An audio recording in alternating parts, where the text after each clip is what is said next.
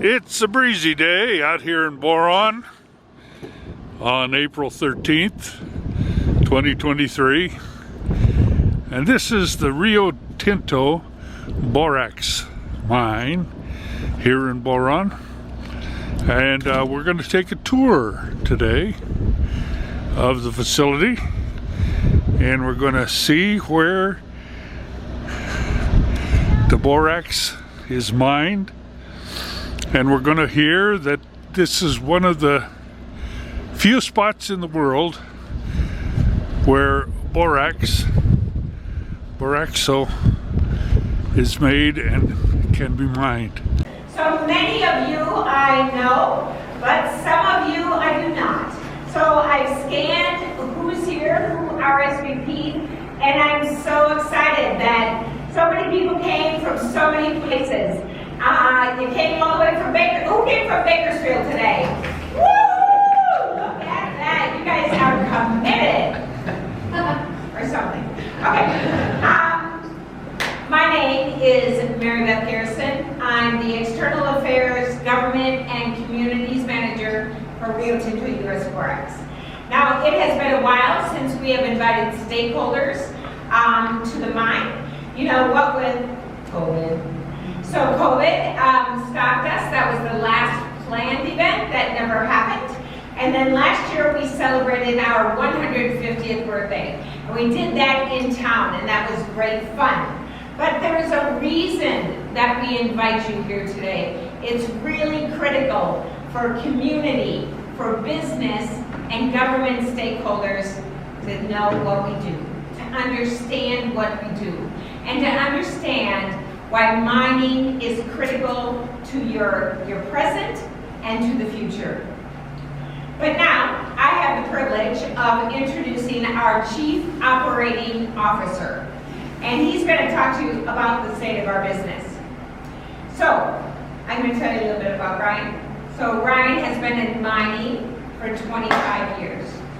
And he's been with Rio Tinto for 20 of those years. He has worked in lithium. He's worked in tantalum. I didn't know how to pronounce that. Gold, iron ore, coal, copper, and of course, borax, the best. He joined our team a little over a year ago, and when you ask him what he likes best about the business, it's that 150-year history, and especially he loves to hear our retirees and our employees tell stories of their experience here at Rio Tinto U.S. Borax. You know, he also enjoys the weather in California. And a lot of people, I know this weather has been a bit of a struggle these last couple of months, but he especially appreciated all the snow at Mammoth Lakes. And I said, don't get used to it. It doesn't always snow like that. But without any further ado, let's give a warm welcome to Mr. Ryan Harkin. Thanks, MB. Good morning, everyone. Good morning. I'm the Chief Operating Officer for Rio Tinto Borax, which includes this facility here, our port in the port of LA, as well as a refinery in Coudekerque in France, a port in Rotterdam in the Netherlands, and a distribution centre in Nules in Spain. We also have other contracted distribution centres across the globe, so we ship our materials all over the world.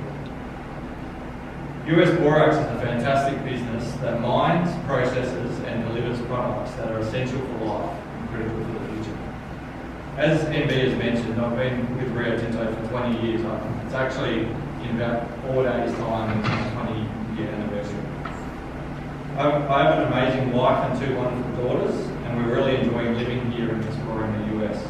Our most recent trip was down to Indian Wells for the tennis, and it was actually fantastic. I'm excited to be here for the first in-person State of the Business since 2019.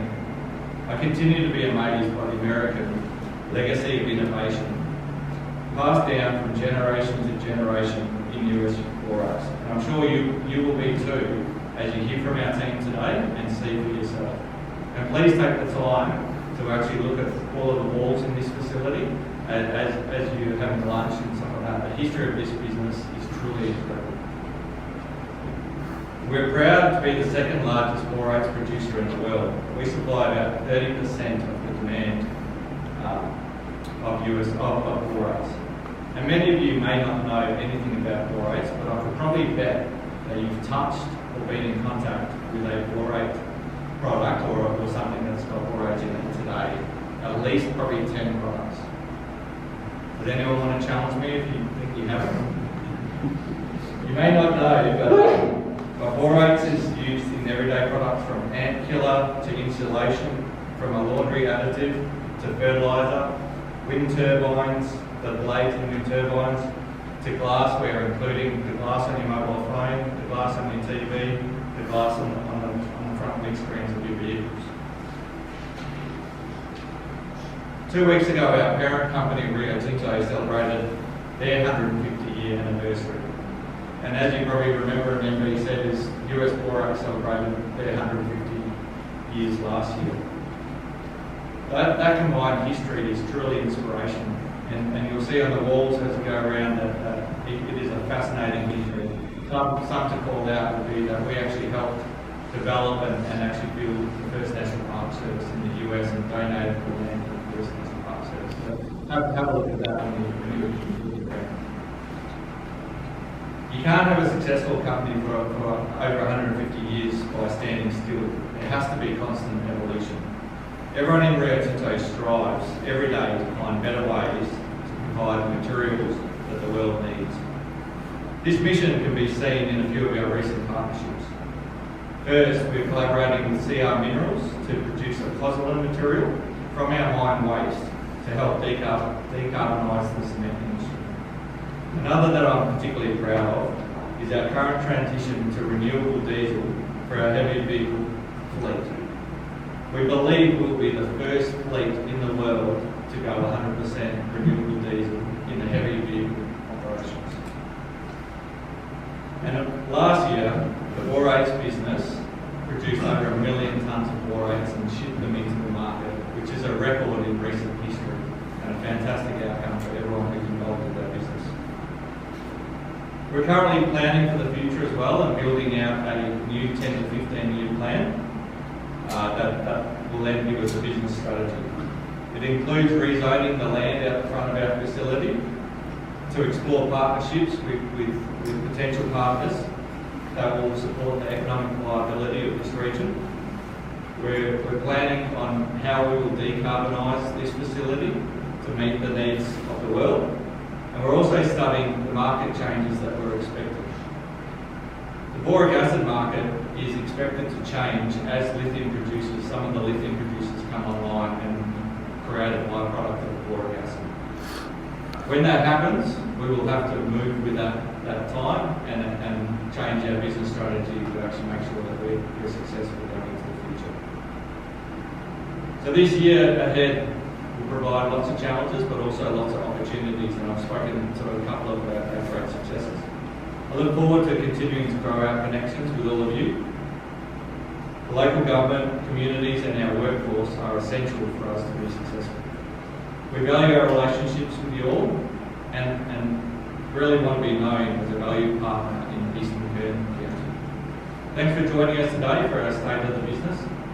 Enjoy this short video that brings my message to life. Please enjoy your trip into the largest open pit mine in California. Thank you.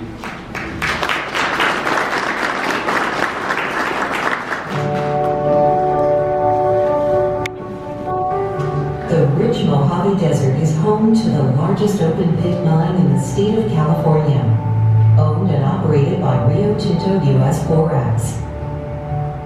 Firmly committed to operational safety and excellence, we've come far in the past 150 years.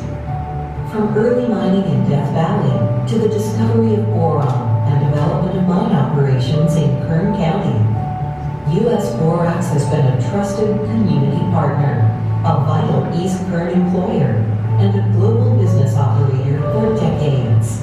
We supply 1/3 of the world's demand for refined borates, found in hundreds of products used every day including your mobile cell phone, laptop computer, and flat screen TV.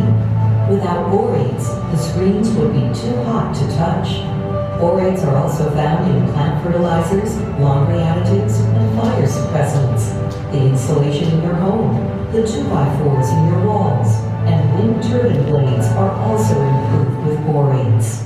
We are proud to lead the world in the development of refined borates and work hard to find better ways to provide the materials the world needs. But at the heart of our brand lies the core values of care, courage, and curiosity. These values reflect what's important to us. We act with care by prioritizing the safety of our employees, contractors, and guests. We proceed with courage by supporting everyone to speak up when they see something that doesn't seem right. We progress with curiosity by asking questions, seeking answers, and including diverse ideas. It's that curiosity that leads us to explore low-carbon opportunities in the cement industry using decades-old mine waste, investigate renewable energy options for a 24-hour-a-day, 7 days a week operation, and work with regulatory agencies and industry partners to transition our entire on-site machinery fleet to renewable diesel by the year 2024. We believe we'll be the first in the mining industry to achieve this fuel conversion goal. This past year, we're also proud to report that we produced and shipped more than 1 million tons of refined borates, a record for our business.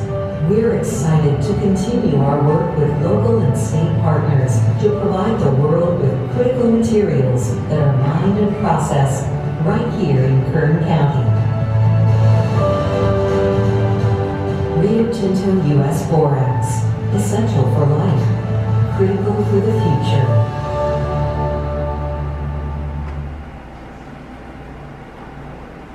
Essential for life, critical for the future. That's the message that we live by, because we know that we're critical for the future, for my future and yours, and your grandkids and theirs. So safety, as you just heard, is a priority for us here at the mine, for our employees, as well as for all of our guests. And hence the reason you have bright orange vests or yellow jackets, and you have hard hats, because we want to keep you safe. So, without any further ado, I am going to introduce our safety superintendent, Jaron Garrett, and he's going to give you a safety share, and then you all get to watch our safety video, because that's important. Those cards that you have, you fill them out, I'm sure, and as soon as you watch the video, then you can sign and say that you know how to behave when you're at our site. So, Jaron, come on over. All right. So when Mary Beth asked me to do this, I was reminded of a statistic I once read that 61% of people are definitely afraid of public speaking. Actually, more afraid of that than death itself. It's kind of funny, but what about the other 39% out of necessarily? So here at Rio Tinto, we value safety as our #1 top priority. It's not just a gadget. It's not like a cool slogan on a shirt. It's really our culture. It's our mindset. It's in everything we do. It's the way we do business. So let's say we can start with the safety share. For right now, I think I've got 2 points I want to talk about. So the wind, right? So make sure that we keep our heads nice and snug. We have our full PPE on. Wear our safety glasses. Okay, so we don't need dust in our eyes. We've had a history that it's a dusty environment.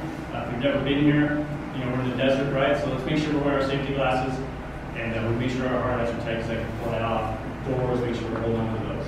Okay, another one would be the slip, trips, and falls. We've had a couple incidents where people, can slip or trip. It's going to be uneven pavement, maybe, or dirt, I should say, and rocks. Watch eyes on the path. Make sure we're paying attention to everywhere we walk. All right.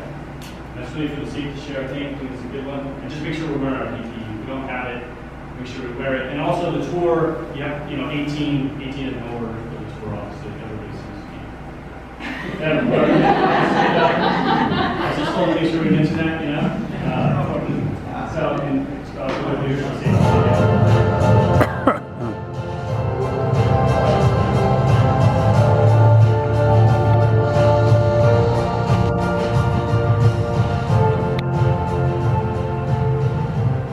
Hi everyone, I'm Greg Safety is core to our business and vital to our operation. At Rio Tinto Boys and Lithium, it's our pride to look after you, your health, and your safety. The video you're about to see will give you the tools to help you work and move around safely. Watch the video and follow the protocols. If you have questions, ask your host or your manager. They're happy to help. Operating safely is not only what we say, it's what we do. Thanks. Welcome to Rio Tinto boron operations. During the next few minutes, you'll learn about safety hazards within our operation and the tools we use to keep you safe. Today's training won't give you the credentials to work as a miner, but it will give you a clear understanding of our safety expectations. Let's get started. Visitors must sign in at the main gate. After watching this video, a security guard will give you the necessary personal protective equipment to visit the site. Your host will meet you at the gate and escort you while here. You must be always escorted. Employees will enter via the turnstiles located to the right of the main gate or at the mine entrance. Your ID card will give you access. We want everyone who works or visits here to stay well and leave as they came. So, we've developed standards to address the most significant hazards. The standards are designed to prevent injury and occupational illnesses. Everyone must follow these standards. Everyone is responsible for their own fitness for work. First up is personal protective equipment. Personal protective equipment, commonly referred to as PPE, is mandatory on site. We require the following: an ANSI-compliant hard hat, ANSI-compliant safety glasses with side shields, gloves for manual handling, except when precision work or writing is required, toe-protecting footwear with a compression rating of 75, a small heel, and boot height over the ankles, high visibility garments, except where flame-resistant PPE is required. Visitors can wear an Athlete Class 2 reflective vest. Those individuals welding or cutting must wear flame-resistant PPE. Additional face protection is required for hot work or using sharp objects. Arc flash protection equipment and clothing must be used when accessing energized MCC cabinets. Shorts, dresses or skirts, metal rings, or dangling jewelry are not permitted. Watches must have break-free bands. PPE is worn to minimize exposure to hazards. It's your last line of defense.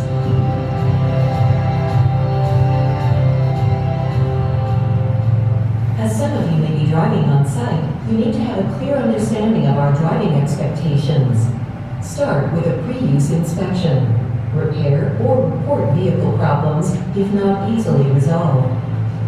When parking, the right rear wheel must be chocked or the vehicle should be stabilized with a bumper strip.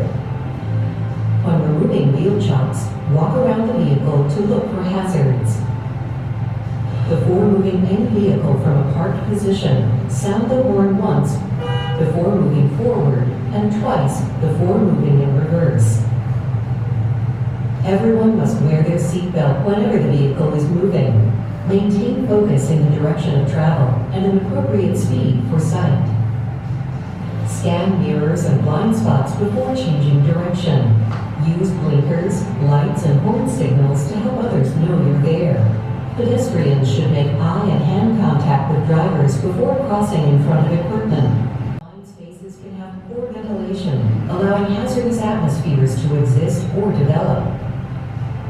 A rescue plan, standby person, isolated energy, air quality testing, and clear communication are essential tools.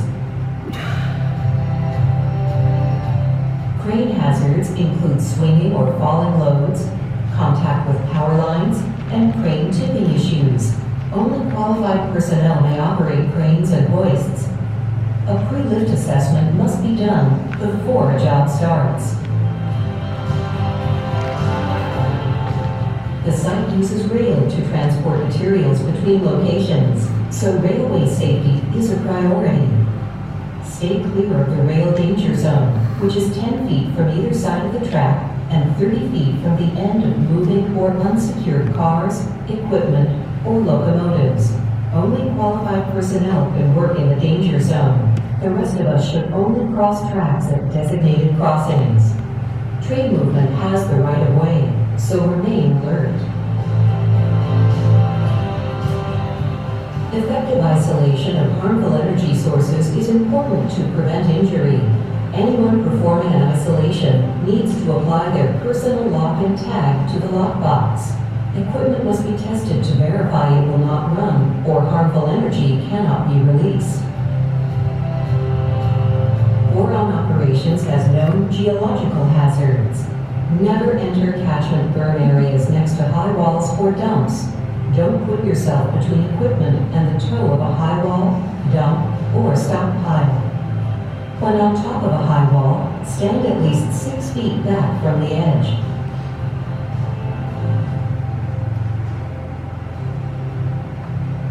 Fire and explosives present risk. Preventing and suppressing fires is critical for safe operations. Combustible materials must be carefully handled and disposed. Hot work permits are required for welding, cutting, brazing, soldering, and any other work that creates a spark or ignition source when outside of designated weld shops and in the presence of combustible material.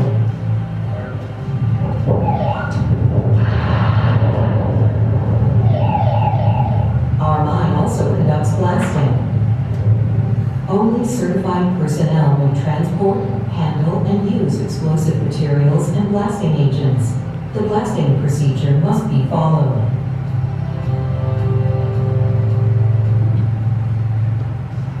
We have clear expectations for over-the-road truck drivers.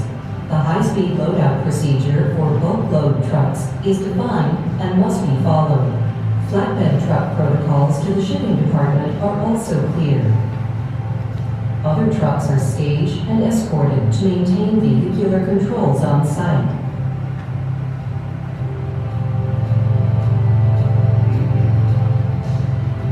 Health exposures include noise, dust, fumes, vapor, and manual tasks. Hearing protection must be worn as required, and respiratory protection must be worn as needed for the task or location of work. Some materials can cause thermal burns. You must be trained and wear specific PPE to work with these. Hazardous material waste must be separated from normal waste. Physical vibration impact when driving a forklift, using a hand tool, or in a vehicle also exist. All of us must be physically and mentally fit for duty. No one is permitted under the influence of or in possession of illegal substances or alcohol. Any drug that could impair performance must be declared to an occupational health representative. No one should operate equipment or perform a safety-sensitive task when fatigued. If you're tired, tell your supervisor or host. Work may be restricted. Smoke in designated areas only.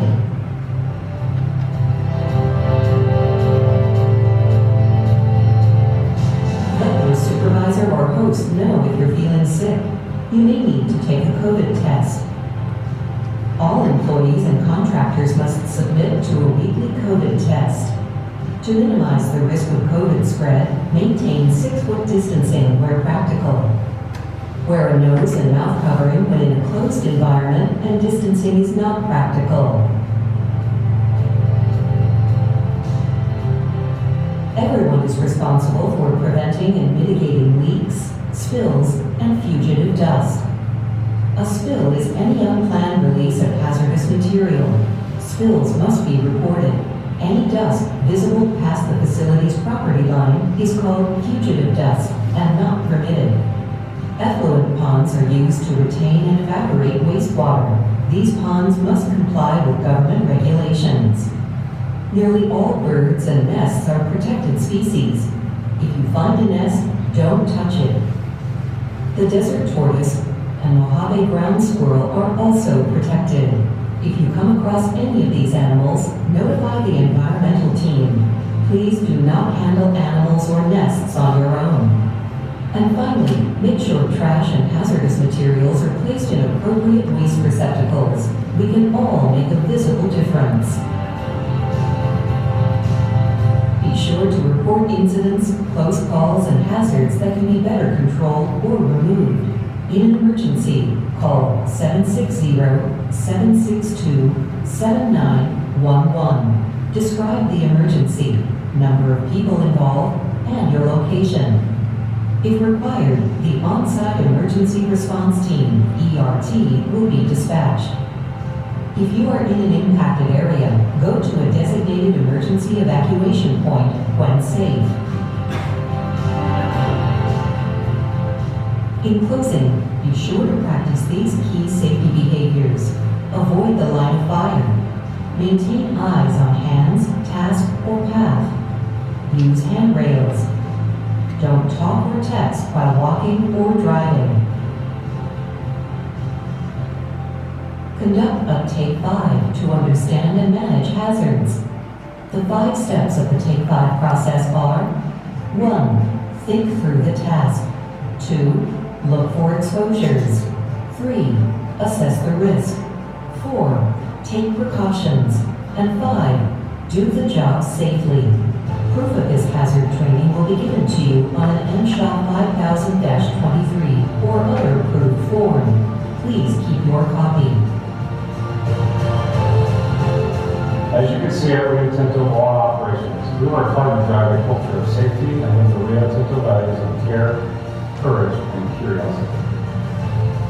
We look out for each other, but take responsibility for our own actions. Remember, each of us play an important role in our own safety and in others. Thanks for your attention today and for helping us make Rio Tinto Boys and Lithium a safe, healthy, and environmentally conscious place. Until next time, stay safe.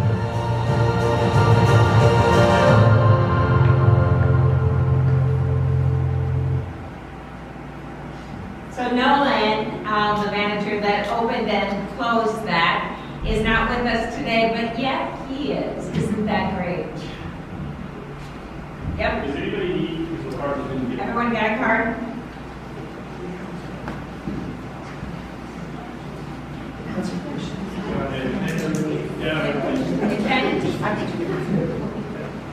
So that card is good for 1 year.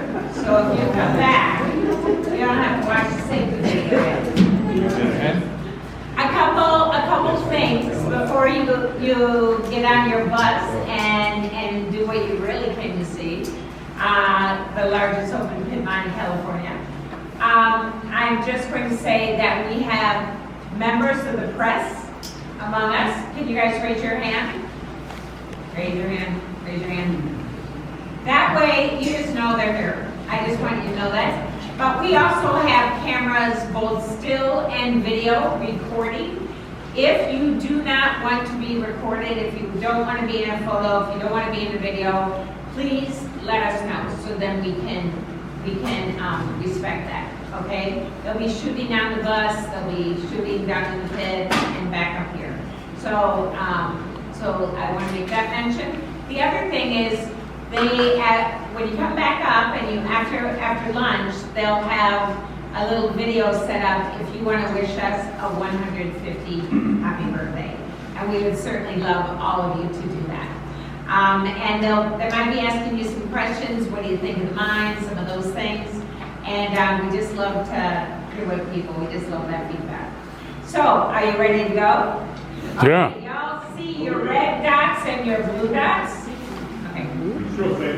So we want to make sure that we tear off the top part, right? We want to turn that in. We'll keep the card. Like I said, it's good for a year. I just want to reiterate really quick about the PPE. Remember the hard hat, safety glasses, high vis, steel-toe boots.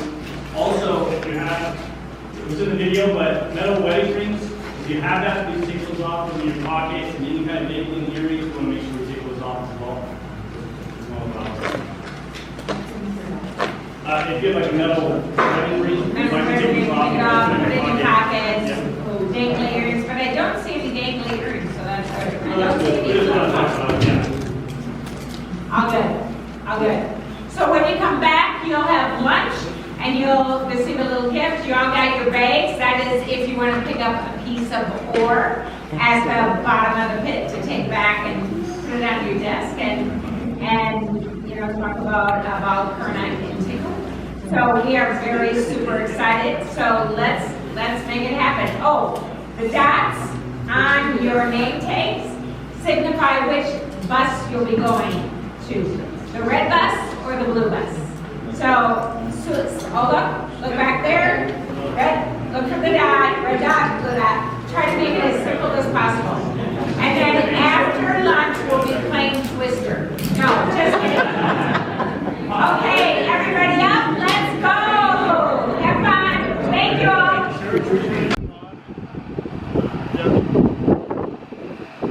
Do you mind while you're walking? So our bus driver is Jason. Normally he's driving haul trucks or water trucks or graders out in the mine. So taking some time out of his day job to drive us around today. Yeah. And you don't have to wear the hard hats in the bus, but when we get off, you will have to put them back on.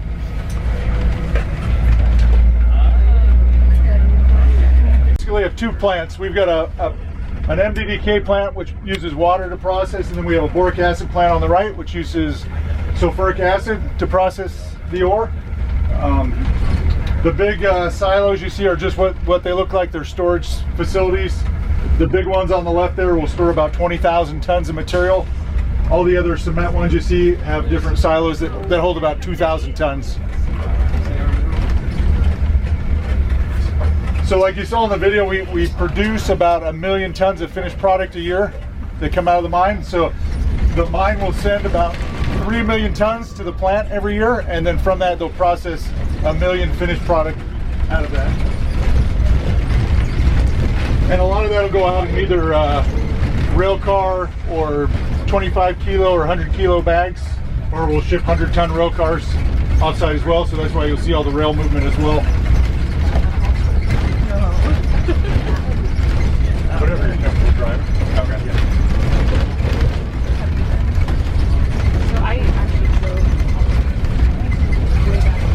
So as you look across the mine over here on the right, just to give you some perspective, each one of those benches is about 50 foot tall.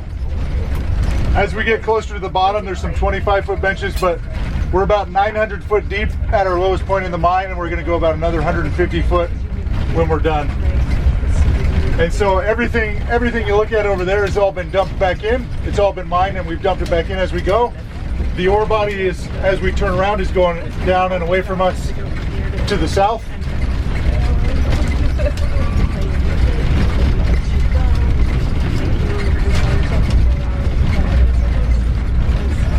Excuse me? Yes. Okay, that big nugget, the visitor center. Yeah. So that's one of the ores. So that's Kernite. So when we get down to the bottom, there's going to be a pile of Kernite. You guys can grab whatever size rock of Kernite you feel obliged to take. So the grade of that ore is typically around 30% ore, and so the rest of it is clay waste. And so you'll see it when you get down there. There's a lot of gray clay in the ore. The ore is white, the clay is gray, the tan color is just dirt. It's just waste. So an interesting thing, when you go down and look at the ore at the bottom, there's the clay in the ore, which is actually where we're pulling the lithium from. So when we process the ore, we pull the clay out, and then that clay just basically goes into a waste pile, and that's where we pulled the lithium from.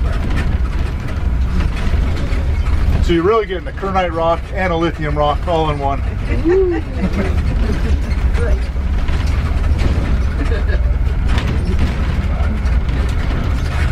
And the clay just used to be a waste, and how long has the lithium been going on? So we just discovered that we had it in our waste a few years back, and so we're just looking at the process of what it would take to have a full-scale plant on site. Okay. So we've run some demonstration plants on site to actually prove that we can make battery-grade lithium.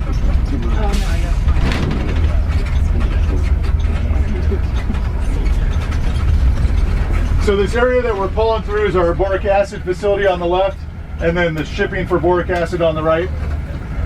So boric acid, of 1 million tons of finished product, they produce about 350,000 of that finished product.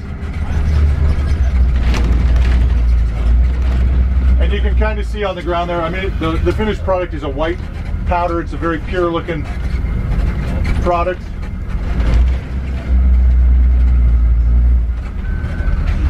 And then you can see some of the super bags we've got up here on the right. So those are, I think those are 25 kilo, somebody can correct me if I'm wrong, bags.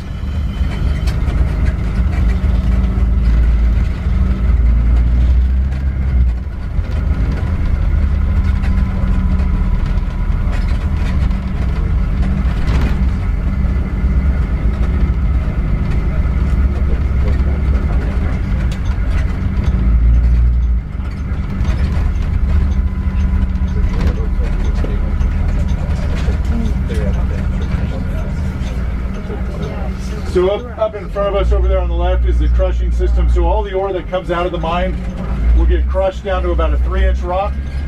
So you'll see when we get down there, some of the rocks are pretty good size, you know, could be as big as a Volkswagen. So before the plant processes them, we'll bring them down to about 3 inches. And so when we cross through this stop sign here, we'll actually be in the mine boundary. So you'll notice everything's a lot bigger. The berms in the mine have to be at least half the size of the tallest tire in the mine. So our haul truck tires are just under 12 feet tall. They're about 11.5 feet tall. And we've got some road equipment that we run to try to keep the roads smooth for the trucks.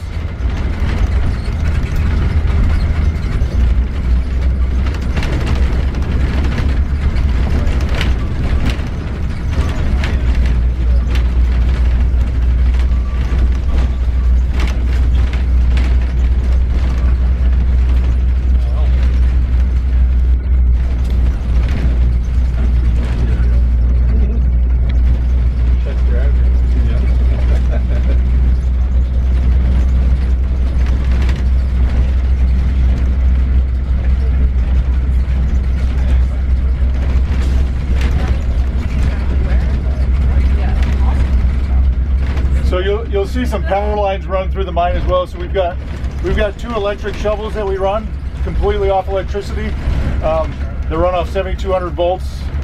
Pretty slow moving. They don't move real quick. They move about 1 mile per hour. So they're pretty stationary where they dig, but pretty massive piece of equipment. So they'll load one of those haul trucks basically in 3 passes, 3 scoops, and then we'll target about 270 tons in those trucks when we're loading waste.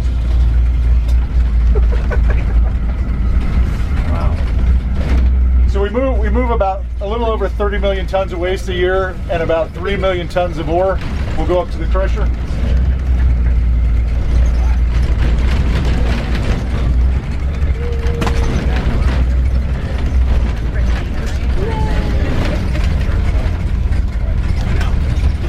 Most of our ramps are constructed at a 9% grade, so for us that's optimal for our trucks coming out of the mine. It's the most efficient for them running out of the mine. So you can imagine a truck fully loaded coming up this grade is only going to go about 7 miles per hour up the hill.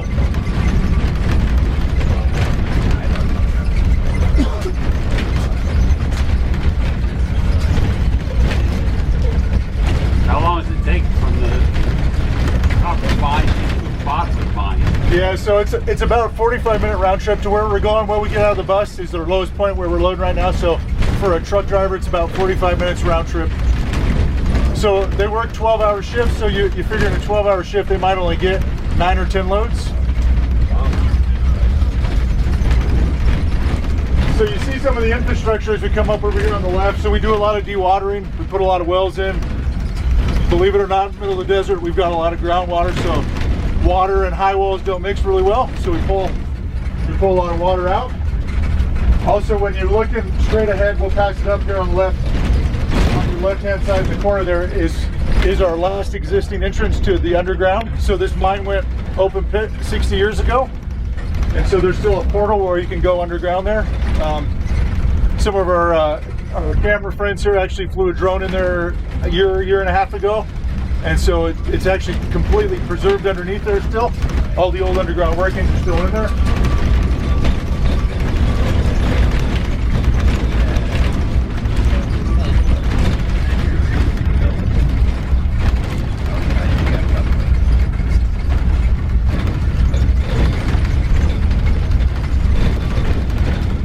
little number signs you see over here on the left, I talked a little bit about it in the video. They're just hazard areas, so we might have a high wall that's moving just a little bit, and so we've got some geotech folks that will monitor that for us.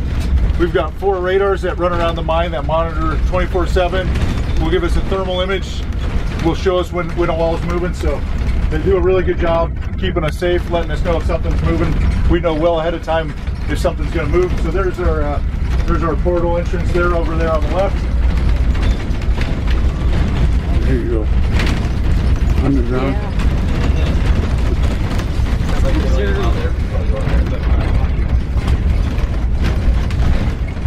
So you probably also heard we're a zero discharge facility on water. So these tanks over on the left have been used on and off to take water from the plant if we get over capacity, and we can put the water back in the mine, either spray it on the ore or use it for dust control on the roads.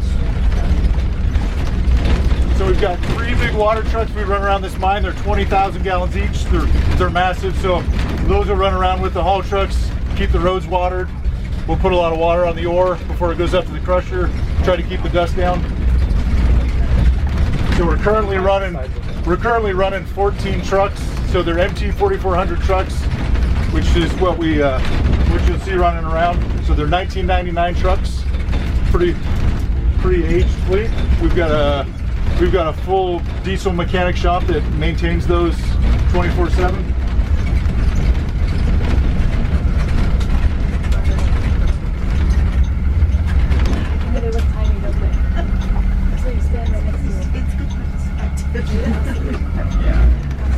So I was talking about how the shovels are electric. So that is the electric power cord that's running to the shovel. So there's a small substation there.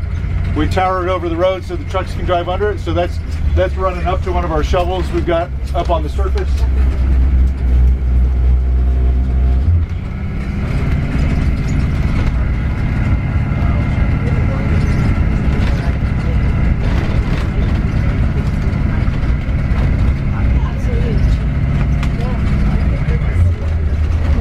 So yeah, you might catch a glimpse. So most of the trucks are running up here on the ramp up above us, up to the left.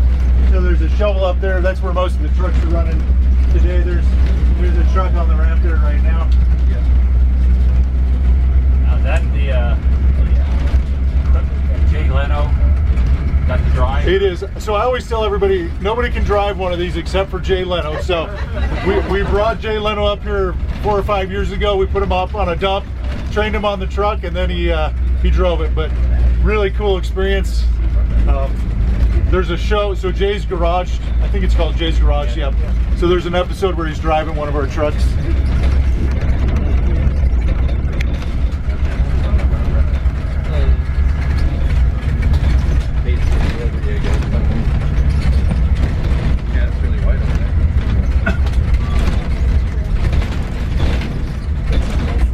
Yep, so when you look at the different colors over there, so off to the left you see the white, that's the ore. So it's really easy to spot the ore. And then on either side of that you'll have a gray clay, which is actually what preserved this ore body. So the clay sealed in the ore when this was a lake bed. And then you'll see the black rock is the volcanic rock. So when we're mining, when we get down to the black rock, we're basically done mining. There's nothing underneath that. And then everything else is just dirt. Arcos, waste, the tan colored, reddish colored dirt.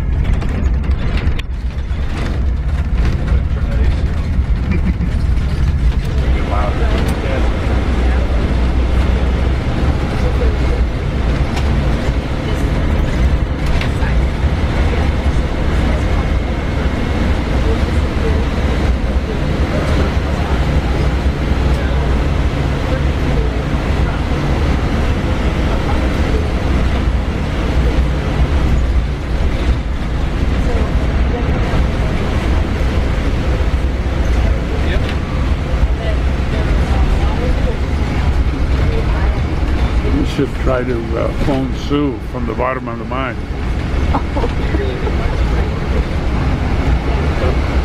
I don't know.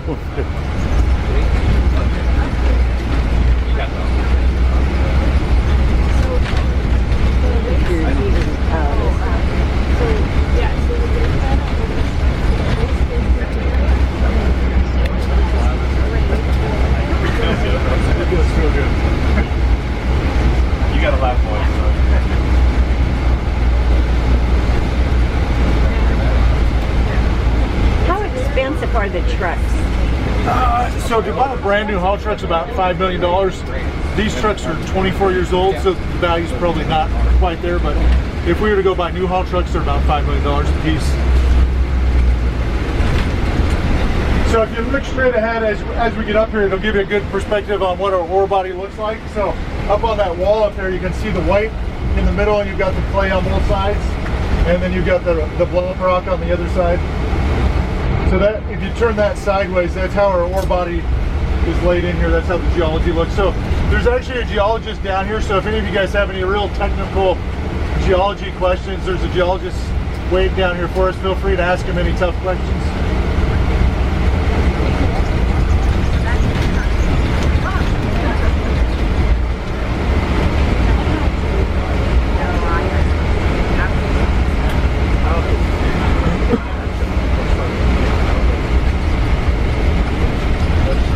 So when we come around the corner here, you'll see, you know, obviously when we mine off a bench, we've got to start a new bench. So they just started a new bench here right in front of us. We call it a drop cut. So basically we'll blast a ramp down, the loader will come in and dig, and so that'll basically go down another 25 foot and we'll start a new bench of ore. So right here where we're turning is our main ore bench right now. So this is where all the ore that's going up to the crusher, up to the plant is coming from.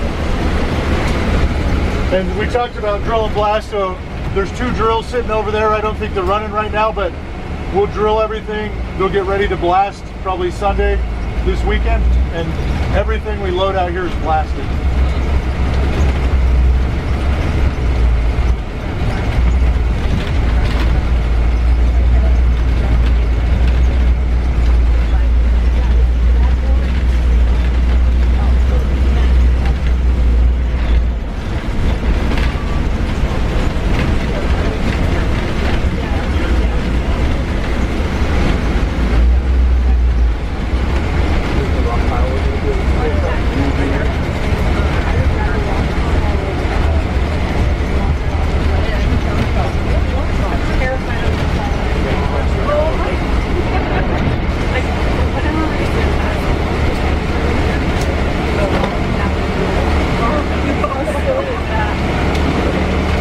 So hard hat, glasses while we're out here, feel free, and we'll go through the rocks. Just don't go on top of the pile. And then if I could just ask everybody to just stay at the ore piles when we're outside the bus, we'll be good.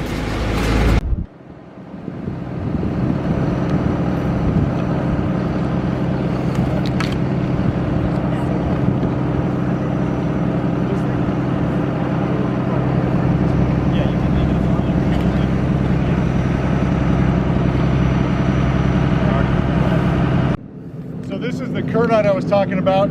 You can see this one is mostly ore, but you can see it's got a couple gray spots in there, so it's got the clay. So when we go to process this, that's where they're pulling the lithium from, is out of the clay. So you know, you look at a rock like this, it's got a lot of clay in it. Mostly. Oh wow, it shatters like that. Wow. Yep, so it's Pretty soft. really cool. It's really fibrous. You know, you break it up. Feel free to dig through it, grab it, whatever you want. I don't think it's gonna break anywhere. A question. Probably a dumb question. Sorry. So like on these shelves. Yeah. So that's dirt. Yeah. But like all the stuff that we drove down, is that byproduct or is that rock that wasn't ore? So what stuff? So like this like on the shelf. Yeah. I want that one. Everything we're driving on. Everybody, look at what I got We're here. gonna go down. Whoa, you got some good ones. Yeah. Well, they're going in our garden. That's right. Because we go mine all the ore, you know, it'll come across the spectrum. So if they right, Saturday or Sunday they'll blast. Yeah, so we'll finish so it's like our blast on Sunday will probably be 50,000 tons. Typically only flush 10,000 tons a day. So it's a process. It depends what the plant needs. It might, you know, some of our waste shots are 100,000 tons.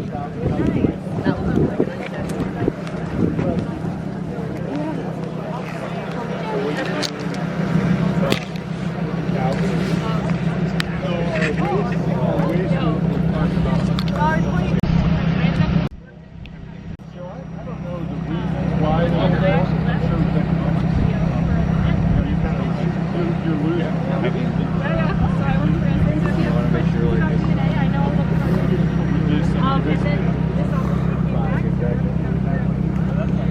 this what you're actually looking for? So this is the okay. Perfect. Like, oh, it's beautiful. Good to see you.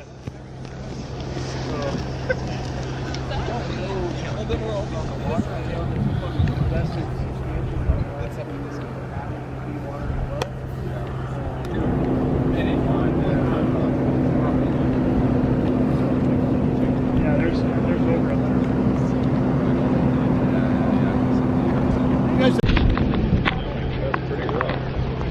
All right, Andy. That's the good. How much pounds did they give her? Almost like a Christmas structure. That's the pyramid. That's the inside. Oh, really? Yeah, this is pyramid, so it almost fragments. This is what.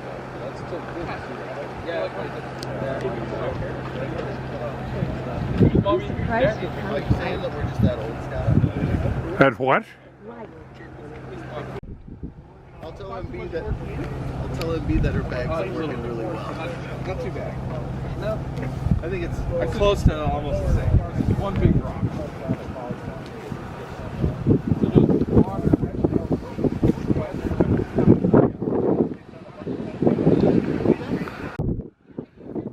Over here, they're not working, but they do the drilling.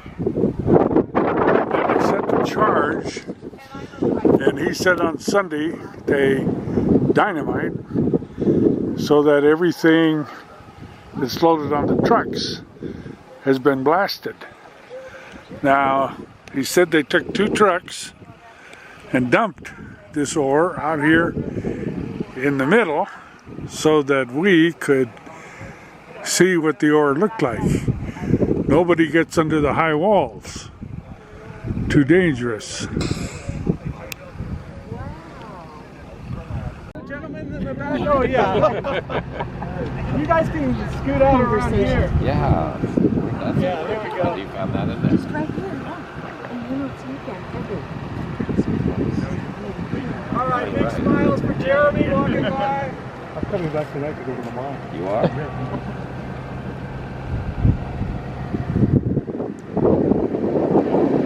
Say 4X. I always think of the actor. 10, 9, and 1, 2, 3, 4. Good smiles. Player 6 is stuck. High line 6. Thank you guys very much. Thank you. All right, we're gonna head back up. All the crushed ore. So all the ore we were just looking at the bottom, that's basically finished product that's gonna go to the plant, and then they'll refine it again. So this is our crushing system here. So everything that's down at the bottom will get loaded into a truck. You can see a truck sitting in the dump pocket over here. It's getting ready to dump into that dump pocket, and so it'll get crushed 2 times. So we've got an MMD 1000 crusher, which basically takes as big of a rock as you can handle and crush it down to about 10 inches, and then it'll come up and get crushed down to about 3 inches.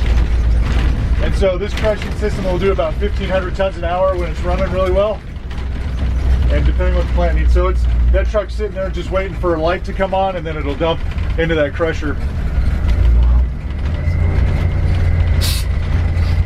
So we try to keep about 10 days of ore up here on the surface just in case it rains. So when it does rain, like it has this year, we close the mine down completely. These trucks don't run really well on the roads here, so we just close it all down, and we'll just use the ore we have stockpiled up here on the surface. So as we come up here, you'll see on the right, when we sneak by one of the piles, you can kind of see the top of one of our 20,000 gallon water trucks.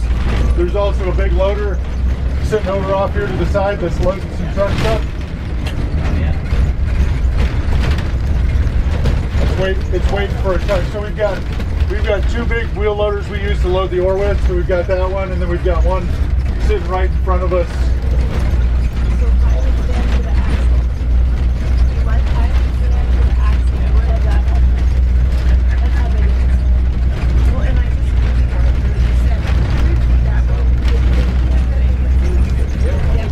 So this unique looking machine right here on the right is actually like a mobile generator. So with our electric shovels, we'll plug that into the shovel when we need to move it, and it'll follow right behind the shovel and move it. So we don't need power from a power plant. So that's one of our water trucks, and then some of our road equipment. And then obviously trucks go through quite a few tires. Each truck's got 6 tires. Right now they're about $32,000 a piece. So you've got just each truck, you're talking a couple $100,000 worth of tires. Red truck up here on the right, so our blasters, when they're blasting, will use that truck so they can carry their explosives, their detonators, their deck core, their boosters on that truck. So the back of that truck's all lined with wood. Up over here on the right, so this is our mobile maintenance shop. So every piece of equipment we have on site will come through the shop. So you can kind of see the progression. The last 25 years we've been running the big trucks, and so we've had to progress away from the smaller trucks into the big trucks, and even bigger trucks. We've got about 65 diesel mechanics on site, so they'll work on anything from a pickup to a forklift to a haul truck to a shovel. So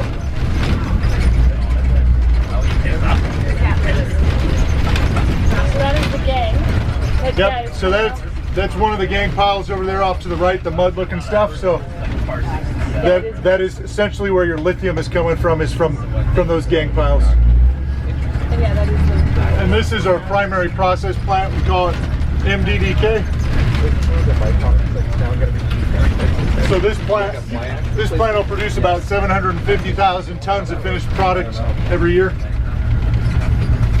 And these are just storage silos, about 2,000 tons they can keep in there. So depending what they have going on, if it's planned maintenance or a breakdown or something, they've got some storage.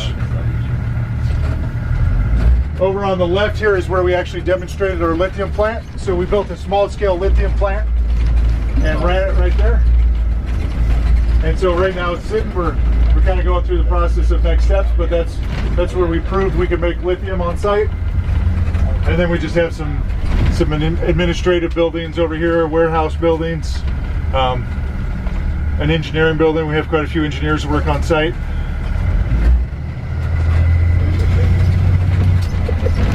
We also create all of our own power on site here, so we typically don't run off Edison power. We have a cogeneration plant where we create all the electricity we use on site.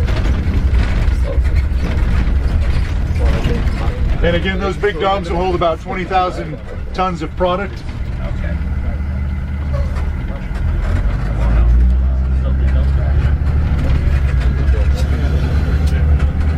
And then we have an occupational health building here, so you typically have a paramedic and a nurse on site, just in case something happens.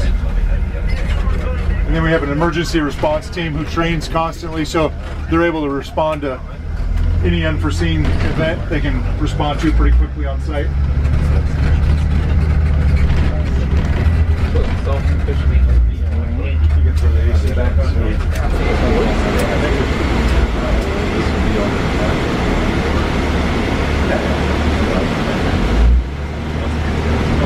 When they're building plants, they add hundreds of more people, but then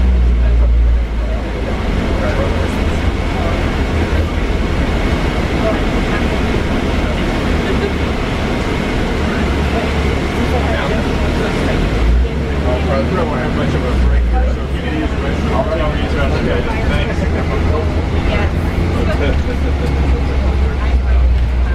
one of our soccer teams that one building called a World Cup project, and they assign every team that you represent, like you're at a World Cup, so they give you a flag, they encourage you to get little tokens of that country, pass out to the other teams, like walking and stuff. Okay. You got assigned to take those. No, what do you ship in the tank cars? So we'll send either an boric acid, or a powdery finished product. And like a bulk, basically we're shipping bulk. I see. We'll also get sulfuric acid shipped on the site.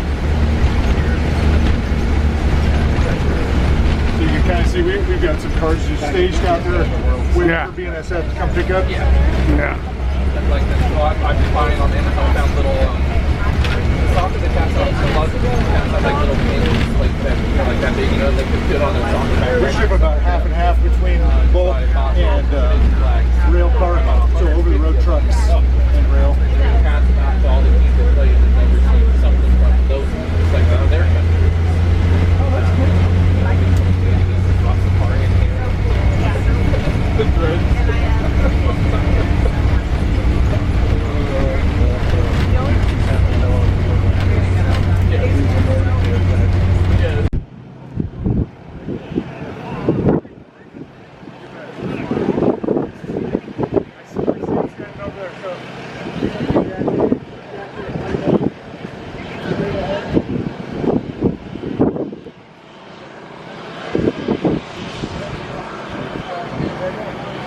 Here we are, walking along one of the wagon trains that took this for years and years down to the port and over to Mojave to put on the train.